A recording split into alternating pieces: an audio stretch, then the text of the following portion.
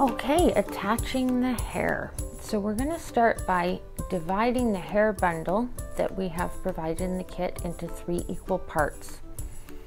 And then looking at the doll, we're going to figure out where we want the widow's peak to be and where we want the crown to be.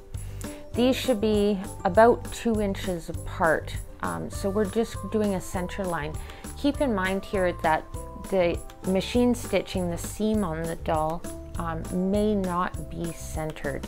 Take one of your parts of hair and divide that in 3 again. Making sure that you find the center of it so it's even length on both sides of the doll's head. Place that down on the center part. Thread your needle again with about 1 meter doubled, and use your bigger pin, or your bigger needle, pardon me, and get ready to sew. So using that, all 3 sections of bundle 1, place them on the center part of the hair, sew them down in a nice even layer all the way back to the crown. Next, we're going to determine where the ears are going to be on the doll. You'll see on the head that there are strings that bind the head shape together underneath the delicate skin fabric, and it'll come to a cross point around the ear mark.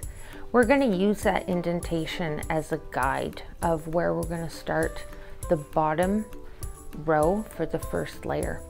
So put your pins in there, in that cross point, and then have a good look at your doll and make sure that it looks even on both sides. Remember, those are just guidelines, so really take a good visual and place the flower pins where you want your ears to be. So again, with about 1 meter doubled on your big needle, start sewing around the head. You're going to be making a kind of a curved row of stitches here. So you're going to start at the ear, you're going to work your way down in a curve until it's about a thumb's width over the neck at the back of the head, and then you're going to start working your way back up to the second ear. Sew back and forth over this row of stitches, you know, at least 3 times to make sure that the wool is well anchored to the head. Second bundle of hair now. You're going to take the second bundle of hair and you're going to divide it into about 3 parts again, and you're going to sew that right on top of that center part. Again, you're going to go all the way from the widow's peak to the crown, right on top of that first layer of stitches. So it's getting a little thicker here. Try and get it on in a thin, even layer. You may want to use a thimble or a pair of pliers. It might be a useful tool because it does start getting a little thick here at the crown of the head, and it's difficult to pull the needle through. Okay, now we're going to determine the temples. So the temples should be the halfway point between the widow's peak and the ear. And we're going to place pins in there on both sides, and we're going to have a look at how that looks and make sure it's a visual when you're looking at your doll straight on, that visually it's even. And we're also going to put a pin at the back of the head. Then you're going to rethread your needle same as before, and you're going to start sewing again from the temple to the center pin at the back, and then back over to the temple again. And there may be a little bit of a curve on this row as well, but it'll be much straighter than the first row.